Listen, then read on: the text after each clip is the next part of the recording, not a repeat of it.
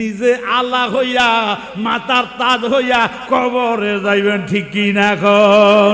কারণ রে বাবা শুনিয়ালন, মরে যাওয়ার পরে কি ঘটনা ঘটবে? আপনি যখন পালঙের মধ্যে উঠাইব, উঠানের পরে এই তো শুরু হইয়া যায় আযাব রে আযাব। আযাবের মানুষ চিৎকার দিবে, চিৎকার দিবে, এমন চিৎকার দিব যে চিৎকারের কারণে দুনিয়ার অন্য কোনো মানুষ জানে নাই রে। এই চিৎকারের আওয়াজ আল্লাহর আরশও আজিবে আওয়াজ শুষিয়া যাইব। কিসের চিৎকার? এটা চিৎকার হয়েছে মায়াবী চিৎকার না, এটা কষ্ট পাওয়ার চিৎকার, ঠিক কিনা গো বাবা? এই মুহূর্তে কবরের মধ্যে রাখলে, কবরের মধ্যে রাখার পরে কত ধরনের পোকামাকড়া কামড়াইব, কিন্তু আপনার ওই মুহূর্তে কেউ বাঁচানো সম্ভব হইতো না। আমরা প্রত্যেক সময় জুমার মধ্যে আলোচনা করি, আপনার ওয়াজের মধ্যে আলোচনা করি, সবসময় আলোচনা করি বাবা নিজেরও বাঁচান। কারণ হয়েছে রে, এই দেহটা এত ভালা, এত মায়া লাগে। কেউ যদি আপনি হইলেন ফদানিয়া বাড়ির লোক, আপনি বুয়া বাড়ির লোক, আপনি মেম্বারের ছেলে, আপনি কুটিপতির ছেলে, আপনি দামি লোকের ছেলে, কেউ যদি আপনার কোনো কারণে থাপ্পড় দেয়, রাগ হইয়া যায়, এলাকার মানুষ নেয়া ঘর বাড়ি ভাঙতে যায়, ঠিক কিনা এখন? কয় আমার ছেলেরে কেন মারলা? নিজে কয় আমি হইলাম ফদানিয়া সাহেবের ছেলে, আমারে তুমি কেন মারলা? কারণ চিন্তা করে আমারে শরীরে আঘাত করছে, থাপ্পড় মারছে, এই জন্য প্রতিশোধ গ্রহণ করতে যাও। এই শরীরটারে কত মায়া করো, কিন্তু জানিয়া রাখো কবরে শোয়ানের হরি এমন একটা ফেরেশতা তোমারে মারবে, মারবে যেই ফেরেশতায় কোনোদিন কানে শুনে না। এমন ভাবে আঘাত করব, একটা আঘাতের কারণে মানুষ 1,2,70 গজ নিচে যাবে, আবার উঠাইব, চিৎকার দিবে, চিৎকার দিবে, আল্লাহর আরশ পর্যন্ত কাঁপিয়া পড়বে। আল্লাহু আকবার। বাজানো ওই কবরের মধ্যে এক রকম আর দুই রকম নয় রে বাবা, হাজার রকমের বিশ্বাসা আপনাকে আমাকে ধ্বংস করবে। এই ধ্বংসের থেকে যেমন মনে করেন একটা লাল ধরনের ছোট একটা পিঁপড়া আছে, এটা কামড় দিলে খুব বিষ লাগে, ঠিক কিনা এখন? সহ্য হয় না, আপনার আগুন দিয়ে অনেক সময় জ্বালে এলান, কারণ এই কামড়টা সহ্য হয় না। আবার অনেকে এত ভয়ানক থাকে যে সাপ মারতে পারে না, সাহস এত বেশি, ঠিক কিনা কল? আবার রাত্রে চলার সময় জিনেরে ডরায়, রাত্রে চলার সময় কই শিয়াল থাকে, ভয় হয়, না জানি কোনো কিছু ধ্বংস করি। এই দেহটারে মায়া, এই দেহটারে মায়া কইরাম, এত কিছু আমি আর আপনি করি, কিন্তু কবরের মধ্যে রে বাইরে দুনিয়ার জমিনে কেউ যদি গভীর রাত্র হোক মাঠের মধ্যে চিৎকার দেয় আমারে বাঁচান, আমারে বাঁচান, বঙ্গুয়ার মানুষ যারা শুনবে কেহ লাঠি নিয়ে যাইব, কেহ টর্চলাইট নিয়ে যাইব, কেউ হারিকেন নিয়ে বিভিন্নভাবে যাইব, কারণ লোকটাই বিপদে পড়ছে উদ্ধার করার জন্য, ঠিক কিনা এখন? কারণ সে মানুষ, আমিও মানুষ, এই জন্য তার প্রতি মায়া লাগে বাইরে।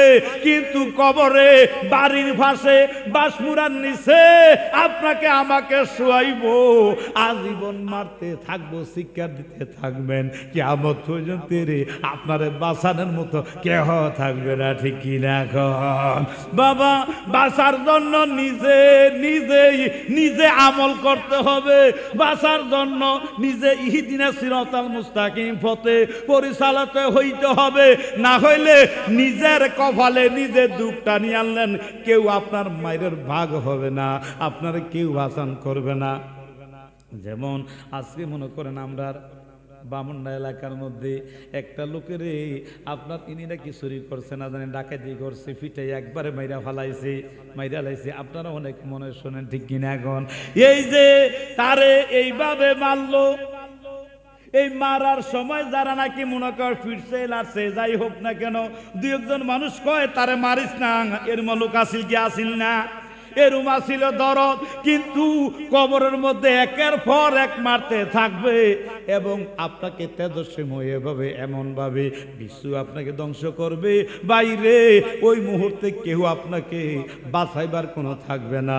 আপনি বাঁচতে হলে এই আমলগুলা কইরা, এই হাতিয়ার নিয়া আপনি যদি কবরের মধ্যে যান, দেখবেন অটোমেটিক আপনাকে আল্লাহ রাসূল ইজ্জত করে তাজিমের সাথে কবরের মধ্যে ঘুম পড়াইয়া দেবে, যেরকম সুবহানাল্লাহ। শুধু তাই নয়, কবরের মধ্যে এমনি ঘুম লইবে না, আপনাকে কেমনে লইবে শুনেন। আমার আল্লাহ একটা ডাক দিয়া কও, ফেরেশতারা রে, আমি তোমাদেরকে জানাইয়া দে, তোমরা বেহেশতের ভিতরে যাও, বেহেশতের ভিতর থেকে বেহেশতি সুন্দর মনোরম পর্দা আমার এই বন্ধুর জন্য নিয়ে এসো।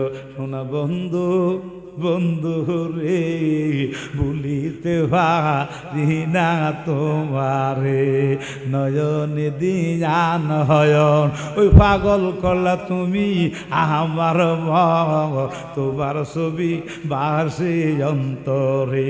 সোনা বন্দে, সোনা বন্দে রে, পাগল বাং নাহিল আমার। আল্লাহু আকবার। আমার আল্লাহ একটা ডাক দিয়া গো, ফেরেশতারা রে, আমার এই বান্দারে দুলার মতন সাজাও। আল্লাহু আকবার। দুলার মতন সাজাও। দুলারে যেমনে ইজ্জত কইরা বিভিন্ন ভালো পোশাক পরিধান করিয়া ভালো গাড়ি দিয়া যেমনে নাকি গেটের সামনে আদর যত্ন কইরা নামায় ভাই, ঠিক এইভাবে কবরের মধ্যে আপনাকে দুলার মতন সাজাইয়ে দিব এবং আপনাকে ওই মুহূর্তে ফেরেশতারা জান্নাতে খানা খাওয়াইব। খাওয়ানোর পরে আপনাকে এমন সুন্দরভাবে আপনাকে ঘুম পাড়াইয়া দিব, কিয়ামত পর্যন্ত আপনি জাগ্রত হবেন না। আল্লাহু আকবার।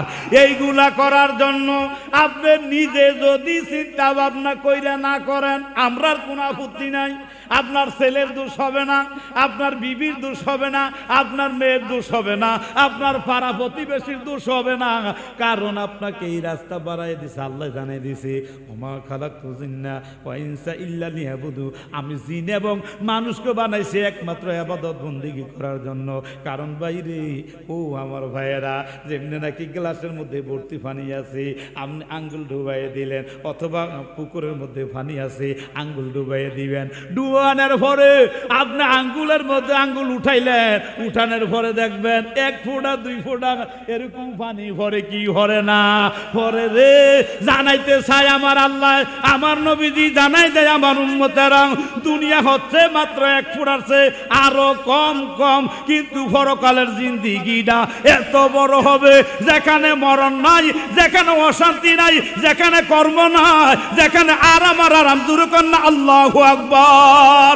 চাইলে এই রাস্তা পাওয়ার জন্য আপনি নিজে নিজেকে বানাইতে হবে, নিজে নিজেকে তৈয়ার করতে হবে। দুনিয়ার কোনো মানুষ আপনাকে তৈয়ার করতে পারবে না, ঠিক কিনা এখন বাবারে। দুনিয়ার পাগলের জন্য কি লাভ, মাটির জন্য যেমনি পাগল হন না, কারণ এই মাটির কোনো দাম নাই। এমনি স্বর্ণের লাগে এত পাগল হইয়েন না, কারণ ইডো তো মাটি। আপনি রূপার জন্য এত পাগল হইয়েন না, কারণ আমার আল্লাহ জানিয়েছে যে রিজিকের মালিককে। জোরে বলেন, রিজিকের মালিক আল্লাহ। তাইলে আমি আপনি এত টেনশন, এত পেরেশান, কারণ কি? আপনার ভিতরে ওই যে শয়তান ধোঁকা দিতেছে, বারবার ধোঁকা দেয়। কি রে, পদ্মানাবাড়ির লোকে কুটি হইতে হয়েছে, তুই কেন না? কারণ নাকি পদ্মানাবাড়ির লোকে দেখছ 20 লাখ সুদে দিয়া রাখছে, অবৈধ ব্যবসা করে, তুই কেন বইয়া রয়েছ? আপনি চিন্তা করে তে তো 3 তলা বিল্ডিং উঠাইছে, আমি যদি বিল্ডিংটা না উঠাই তাইলে মেয়েটা তো ভালো জায়গায় বিয়া দেওয়া যাইতো না। আসলে এইগুলা বিবাহ দিবার হুকুম দিব কে? আরো জোরে কোন? আল্লাহ হুকুম দিব।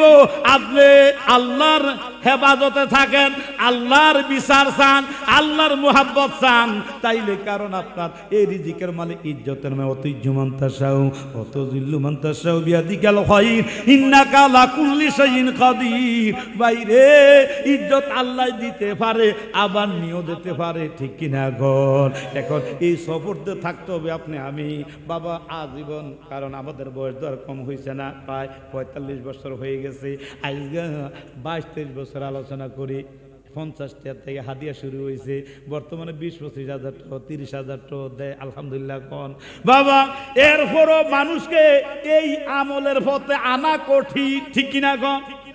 খুব কঠিন।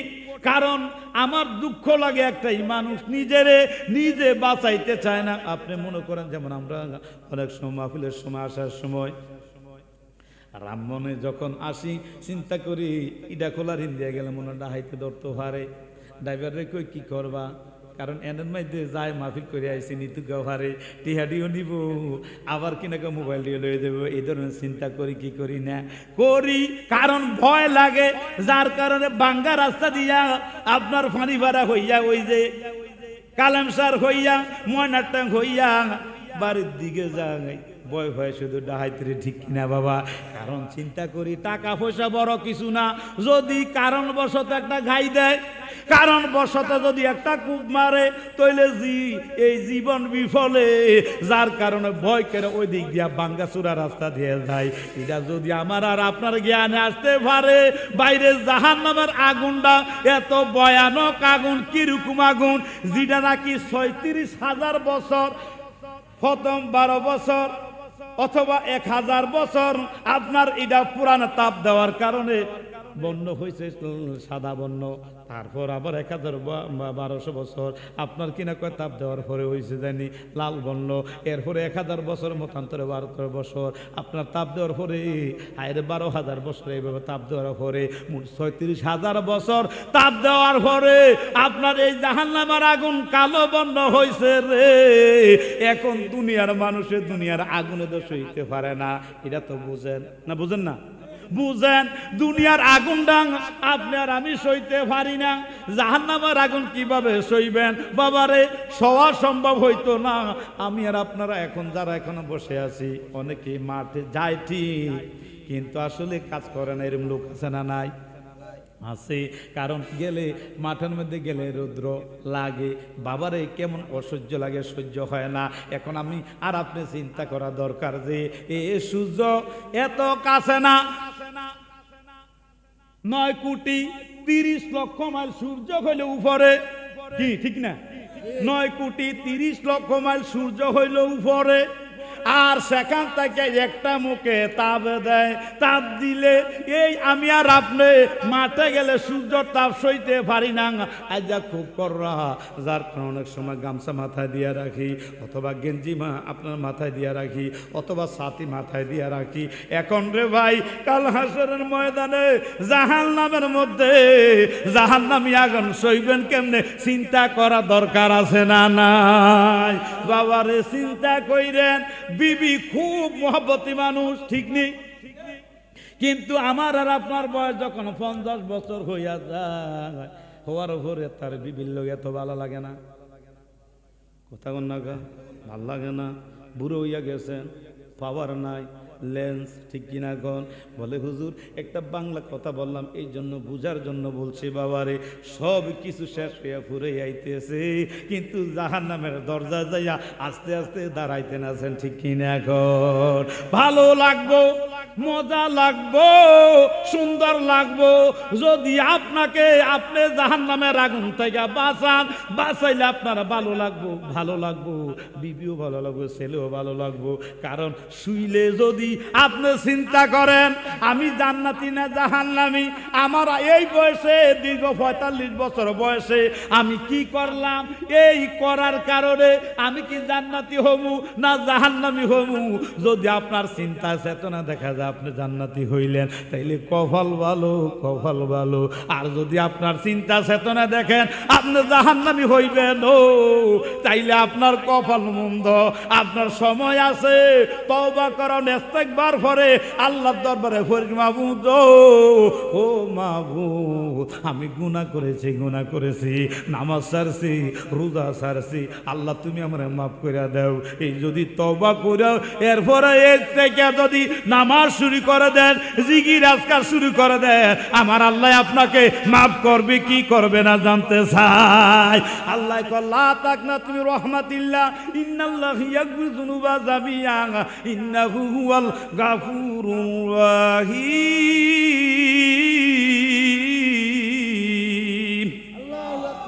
আমার আল্লাহ আল্লাহ জানিয়ে দেয়, আমার হে বান্দারা, তোমারা আমার রহমত থেকে বঞ্চিত হইও না। অর্থাৎ এই যে গুনাহ করছেন, আসেন আমি একটা এক্সাম্পল দিয়ে শুনিয়ালন। বাবারে, আমরা দুনিয়ার জমিনে চলার জন্য ফাটি করি, ঠিক কিনা কর? কেহ আমুলিক করছেন, কেউ বিএনপি করেন, কেউ ইডা করেন, হিডা করেন। আপনি দলের জন্য খুব খাটাখাটি করতে আছেন, কিন্তু আপনার চিন্তা হয়েছে যদি আমি দলের জন্য খাটাখাটি করি তাইলে আমার মেম্বার বানাইব, আমার চেয়ারম্যান বানাইব। এখন যদি দলের কোনো অসুবিধা হয়, আপনি চেয়ারম্যানের থেকেও বাদ যাবেন, মেম্বারের থেকে বাদ যাবেন, এবং দলের যেই পজিশনে আছেন এটার থেকেও বাদ দিতে পারে কি পারে না? পারে। কারণ আপনার ওই তার মনে যেই কোনো কারণে কষ্ট হয়েছে, আল্লাহ ডাক দিয়া কয়, হে দুনিয়ার মানুষ, আমি তোমারে জানাই দে, আমি আল্লাহ তোমারে যে নিঃশ্বাসটা দিতেছি, অক্সিজেন দিতেছি, দৈনিক 1 লিটার আর 2 লিটার নয়, 500 লিটারের উপরে, 500 লিটারের উপরে দৈনিক আল্লাহ আমাদেরকে অক্সিজেন দিতেছে। যেরকম আল্লাহু আকবার। বাজান মানুষজন মুমূর্ষ হয়, শ্বাস নেওয়া কষ্ট হয়ে যায়, ডাক্তার তো আগে অক্সিজেন লাগাও, তাইলে হার্টের সমস্যা, অর্থাৎ হাতটা সবল হইব, আপনার নিঃশ্বাস নিতে ভালো হইব, ঠিক কিনা? এখন 1 ঘন্টা 2 ঘন্টা রাখার পরে কয় ডাক্তার সাহেব কত বিলাইছে, কয় 1000 টাকা আইছে, 2000 টাকা আইছে। আপনি যে দৈনিক যে 500 লিটারের উপরে আপনি যে আল্লাহ আপনার এই অক্সিজেন দিতেছে, এই অক্সিজেন নেওয়া অবস্থায় এমন লোক আছে অফিসের মধ্যে 2-4-5 লাখ টাকার আপনার কিনা গোসার ব্যবসা করে, কি করে না? কত টাকা? এমন লোক আছে ওই দিনের বেলায় কুকাম করে, দরজা বন্ধ করে, এরকম আছে না নাই? আমি জানতে চাই, দুনিয়ার কোনো মানুষ যদি না দেখে কে? আল্লাহ দেখে। আল্লাহ ইচ্ছা করলে কি ওই মুহূর্তে আপনার নিঃশ্বাস বন্ধ করে দিত? পারতো কি পারতে না? অবশ্যই পারত। কিন্তু কোরআন বলে, খালাকাল ইনসানা ফি আহসানি তাকওয়িম, আমি আল্লাহ সুন্দর মনোরম কইরা তোমারে মায়া কইরা বানাইছি, আমি তোমারে জাহান্নামে দেওয়ার জন্য না। যেরকম আল্লাহু আকবার। বাজানো ও আমার ভাইরা, একটু গভীর মনোযোগ দিয়ে শোনেন। এখন কি বলা হইতেছে শুনিয়ালন। মা আমাদেরকে মার গর্ভে 10 মাস 10 দিন রাখছে, ঠিক কিনা? কয়দিন রাখছে? 10 মাস 10 দিন রাখার পরে আমরা যখন দুনিয়া যাইছি, মা আমরারে খুব আদর করে, মোহাব্বত করে। বাবা অনেক সময় মারে সাইরা দিলি, কয় আমার সাইরা দেওয়া পুতি নাই, আমার সন্তান ছাড়া আমি থাকতে পারতাম না, আমার সন্তানটা দিয়া দিতে হইব, ঠিক কিনা? কিন্তু এত আদর করে, শুধু 10 মাস 10 দিন রাখার পরে মা একটা আঙ্গুল বানাইতে পারবেনি, চোখ বানাইতে পারবনি, নাক বানাইতে পারবিনি, মাথা বানাইতে পারবিনি, চুল বানাইতে পারবনি। তাইলে 10 মাস 10 দিন যদি মা গর্ভে রাখার পরে রে এত আদর করে, যে আল্লাহ হাত বানাইলো, যে আল্লাহ নখ বানাইলো, যে আল্লাহ আঙ্গুল বানাইলো, যে আল্লাহ মুখমণ্ডল বানাইলো, যে আল্লাহ আপনার চোখ বানাইলো, যে আল্লাহ মাথা বানাইলো, যে আল্লাহ চুল বানাইলো, সমস্ত অঙ্গ প্রত্যঙ্গ বানাইলো, এই আল্লাহ মার চাইতে আমরা বেশি আদর যত্ন করি কি করে না? বাজানো মার তাইকে আল্লাহ বেশি আদর যত্ন মোহাব্বত করে। চাই না আমার বান্দানে আমার দিকে ফিরায় আসে, ফিরা যদি আসে আমি আল্লাহর কাছে কেটে অনুভব করে চোখের পানি সাইডে দিয়া যদি কয়, আল্লাহ তুমি আমার মাফ করে দাও, আমি ভুল করে ফালাইছি, আল্লাহ বলি কয় আমি বড় খুশি হইয়া তোরে মাফ করে দিলাম। যেরকম সুবহানাল্লাহ। হে বাজান, এই জন্য গবি নিজেরে বাঁচান, নিজেরে না বাঁচাইলে নিজের কপালে দুঃখ, নিজেরে না বাঁচাইলে নিজের পায়ের মধ্যে নিজে কুড়াল মারলে। এই জন্য বাবা জীবনে বহুত শুনছেন, আজকে মনোযোগ দিয়ে আমার কথাগুলা, আজকের আলোচনা হচ্ছে আদর্শ শরীফের আলোচনা। এই আদর্শ শরীফের আলোচনা শুনে আপনি হেদায়েত হয়ে যান, নিজেকে বাঁচান।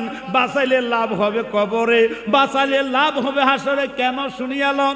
হাসরের ময়দানে সূর্য মাত্র 3 ইঞ্চি উপরে আসবে। কত ইঞ্চি?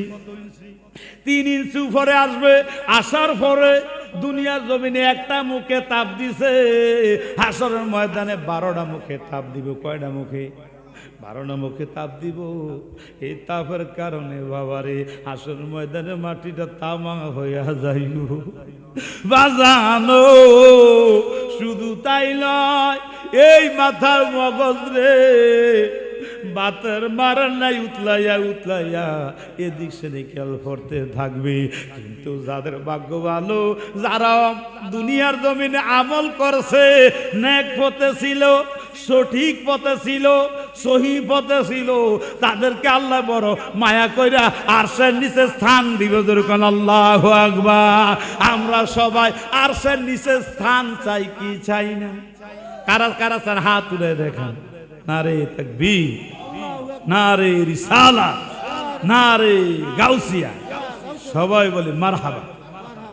কোন সাধনে পাইব না যোগ নবীজি, কোন সাধনে নবী মাতৃগর্ভে আসিয়া ও গো পিতা হইয়া এতিম রূপে আসিলেন দরায়। নবীর পবিত্র এই মুখে দুধ খাইলেন যার বুকে, নবীর পবিত্র এই মুখে দুধ খাইলেন যার বুকে। ধন্য হলো বিবি হাঙালি মায়গ নবীজি, কোন সাধ মায় কোন সাধনে পাইব নায়গ নবীজি, কোন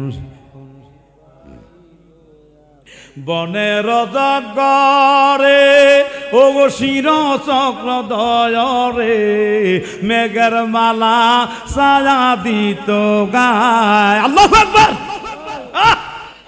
বাজানো আমার নবীরে বনের অজগরে চিনছে, ফাঁকিরা চিনছে, নবীরে বাতাস দিছে রে। কিন্তু আমরা নবীর উম্মত হইয়া নবী চিনলাম না, ঠিক না? এখন চিনছে রে হযরত আবু বকর যিনি, যিনি উমর উসমান গনি, হযরতে আলী আমার নবীরে মুহাব্বত করতে চিনছে। যেরকম আল্লাহু আকবার। এই জন্য হযরতে আবু বকর সিদ্দিক ইনিও ছিলেন ব্যবসা করত মুসলমান হওয়ার আগে। কারণ ইনি তো 35 বছরে কলমা শরীফ গ্রহণ করছে। আল্লাহু আকবার। একদিন হায়রে কথাটা যেতে চলে আসে শুনিয়ালন। একদিন যে হযরত আবু বকর সিদ্দিক মসজিদে নববীর ভিতরে ঢুকবো, এমন সময় পা রাখতে দেরি, নজর কইরা দেখে আমার দয়াল নবীজির সামনে রে হযরতে ইমাম হুসাইন বসে রয়েছে। যেরকম সুবহানাল্লাহ। শুধু বসে নাই, নবীজি এই মাথা মোবারকের টুপি মোবারক নিয়ে খেলা করে, আবার দাড়ি মোবারকে ধরে দেখার পরে ইনি পিছনে চলে আসছেন। কারণ আমার দয়াল নবী নাতির সাথে আনন্দ করতে আছে। যেরকম সুবহানাল্লাহ। এরপরে ইনি তো ঘোরাঘুরি করতে আছে। একটু পরে হযরত উমর আইয়া হাজির হইয়া গেছে। হাজির হইয়া যেই মুহূর্তে ইনি মসজিদে নববীর ভিতরে অর্থাৎ দরজার মধ্যে পা রাখতে দেরি, নজর করে দেখে আমার দয়াল নবীজির সামনে হযরত ইমাম হোসেন হাজির হয়েছে। যেরকম সুবহানাল্লাহ। ইনি দেখতেছে, একবার মাথা টুকুর মধ্যে ধরে, আবার কিনা কয় ধারি মুবারকের মধ্যে ধরে। হযরতে ওমর ইনি গরম মনের সাহাবী ছিলেন। ইনি একটু শুইরা হযরত আবু বকরের কাছে গেছে, ডাক দিয়া কও বকর,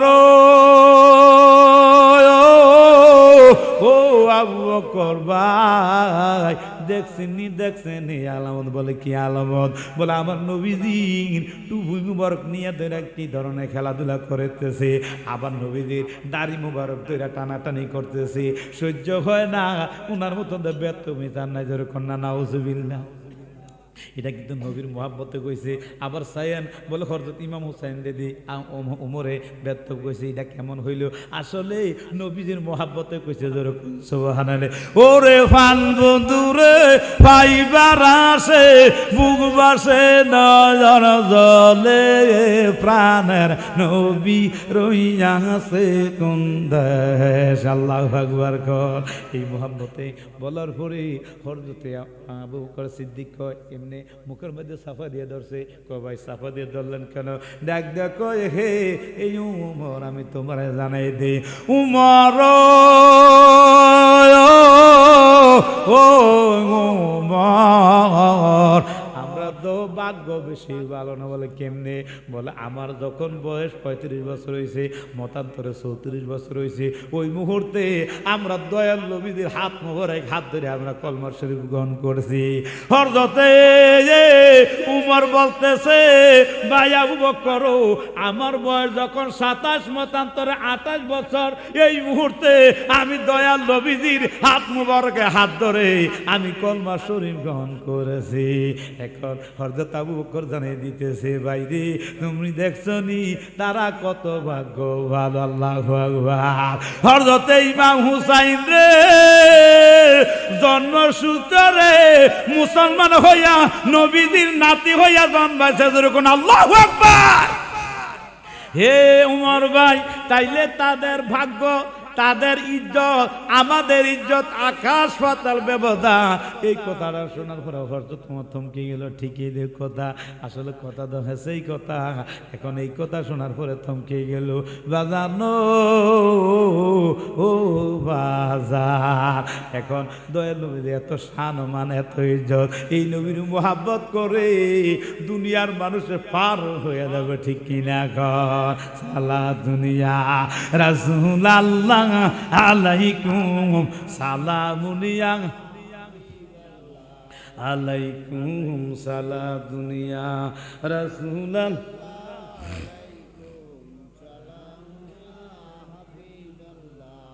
আমার দেহ মন বলে নবী নবী, আমার দেহ মন বলে নবী, দুচকের মেরি ছবি আমার দেহ মন বলে নবী নবী, আমার দেহ মন বল। মার হাওয়া আসেন বাইরে, আমরা নবীর কত মোহাব্বত করি, আর আবু জাহেল নবীর সাথে কত বেয়াদবি করছে। ঠিক কিনা গণ? আসেন হাসরের ময়দানে যাও, আমার দয়াল নবী যেই কথাটা আমি পরে আসতেছি। একদিন এই আবু জাহেল কি করলো, আমার নবীদের সামনে হাজির হয়েছে। হাজির হইয়া দেখেন কাঠটা কাপড় কেমন। কোনোদিন আমার দয়াল নবীরে আবু জাহেল কোনোদিন নবী হিসাবে বলে নাই। বাতিজা, শুধু বাতিজাই কইতো, নবীদের নামও নিত না, কেবল কইতো বাতিজা আমার এই আমার হে। কোনোদিন রে সে এইভাবে কোনোদিন ইজ্জত দিয়ে কথা কইতো না। এর মালুক বর্তমানে আছে না নাই জানতে চাই? আছে এর মালুক। আমার নবীরে রে জনাব বলে, আরো বিভিন্ন আইটেমের কথা বলে। ঠিক কিনা কয়? কি কয়? কয় রসুল বলে, রসুল বলে। ঠিক কিনা কয়? মনে হয় যেন ইজ্জত দিতে চায় না। রসুল বলে অসুবিধা নাই, কিন্তু বলতে গেলে যেমন মনে করেন আপনাদের প্রধানিয়া সাহেব আমার বড় ভাই বাশার, ঠিক নেই? আমি যদি কই বাশার বলে, বাশার বলে, বাশার আমারে ডাক দিছে, বাশার আমারে দাওয়াত দিছে, আপনারা শুনলে কি কইবেন?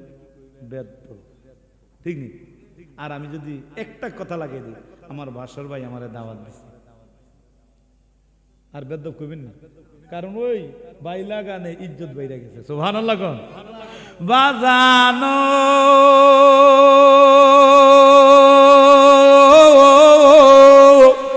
এই আবু জাহেল কোনদিন আমার নবীরে নবী না কইয়া কেবল প্রত্যেক দিন আসলে বিভিন্ন জায়গার মধ্যে দেখলে বলতো বাতিজা বাতিজা, এই সেই বলতো। এবং ইজ্জতি কথা বলতো না, কারণ তার তো জ্ঞান কম ছিল না। আসলে মূলত তার নাম ছিল আবুল হেকাম বুদ্ধির বাবা। এখন নবীরে কেমনে ইজ্জতিভাবে কথা কইলে নবীর ইজ্জত বাড়বো, যার কারণে কোনোদিন ইজ্জতি কথা বলে নাই। এখন সে আমার নবীদের সামনে আইছে, আয়া কয় ভাতিজা, ও ভাতিজা, আমার হাতের মধ্যে কি আছে যদি বলতে পারো, তাইলে আমি কলমা শরীফ পড়ে আমি মুসলমান হইব। যেরকম সুবহানাল্লাহ। আমার নবীজি একটা ডাক দিয়া চাচা গো, আমি আরো অনেক বলছি, এখনো বলতে পারবো, কিন্তু আপনার তো মুসলমান হইতেন না, ঠিক কিনা কন? এখন যদি বাবা আবু জাহেলের পাইতেন, তাইলে তারে জুতা দিয়ে ফিরতেন কি ফিরতেন না? কথা কয় না? সিরা জুতা না বালা জুতা? সিরা জুতা, ঠিক নি? সিরা না থাকলে দরকার টান দিয়ে সিরা তার ফিরলাম, ঠিক কিনা কন? আবু জাহেল রে বেজ্জতি করলে নবীজি খুশি নেবে, আল্লাহ খুশি নেবে। এই কারণে দেখছেন না আপনি যারা হজে যান, আমরা দেখছেন আবু জাহেলের বাড়ির মেয়েদের ফর্সা পায়খানা করে, ঠিক কিনা কন? তার বেজ্জতি শুধু সুদূর মক্কা মদিনায় নয়, তার বাংলাদেশে থাকলো আমরা তার বেজ্জতি করবো, ঠিক কিনা কন? কিয়ামত পর্যন্ত তার বেজ্জতি করে থাকতে থাকবো ইনশাআল্লাহ, ঠিক কিনা কন? নবীজির সামনে বলে আমার হাতের মধ্যে কি আছে? আল্লাহু আকবার। আমার নবীজি জানবো যে সময় আর স্বর্ণের খনি থাকবে না, স্বর্ণের খনি স্বর্ণ ওঠান বন্ধ হইয়া যাইব।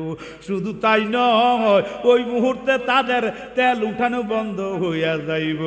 হইলে ওই মুহূর্তে এই আরব আমিরার মানুষে, সৌদি আরবের মানুষে গরিব হালে চলবো।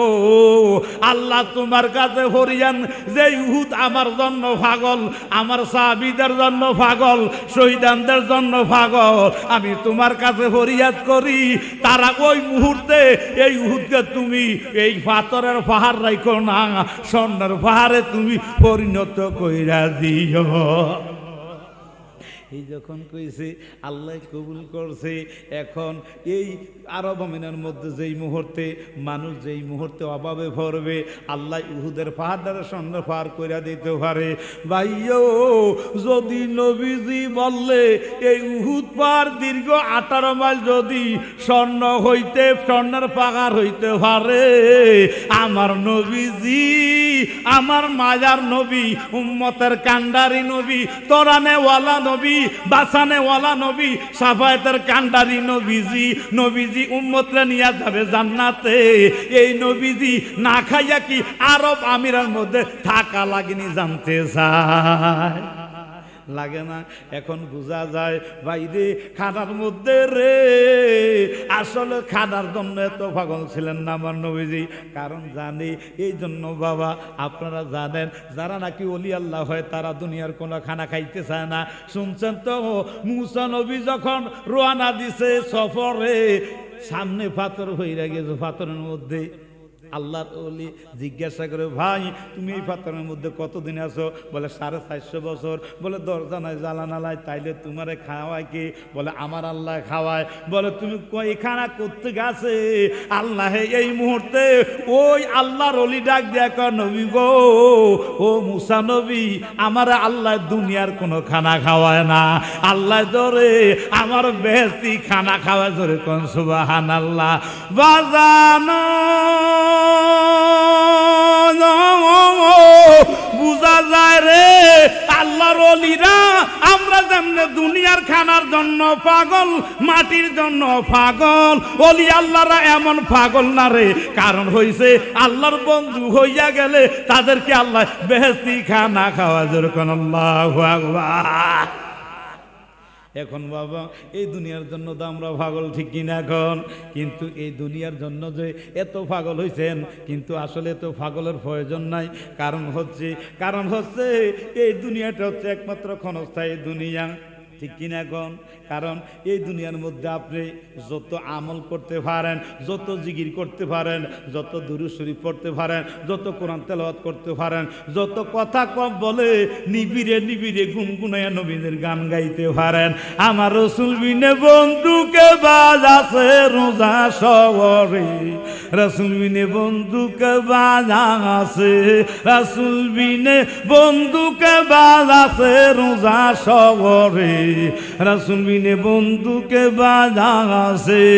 আরে এই জগতের বন্ধু যত আপন কাজে আছে রত, নবী আছেন উম্মত তরাইতে রোজা শহরে, রাসূল বিনে বন্ধুকে বাজ আছে, রাসূল বিনে বন্ধুকে বাজ আছে রোজা শহরে, রাসূল বিনে বন্ধুকে বাজ আছে। যখন আল্লাহু আকবার সালাতুনিয়া রাসূলুল্লাহ আলাইকুম সালাম, আলাইকুম সালাতুনিয়া রাসূলুল্লাহ আলাইকুম সালামুনিয়া, খুদায়ে খুদ খরিদারে মুহাম্মদ, খুদা মিলতা है দরবারে মুহাম্মদ সালাতুনিয়া সালামুনিয়া। বাবা কবরে নবীরে চাই কি চাই না?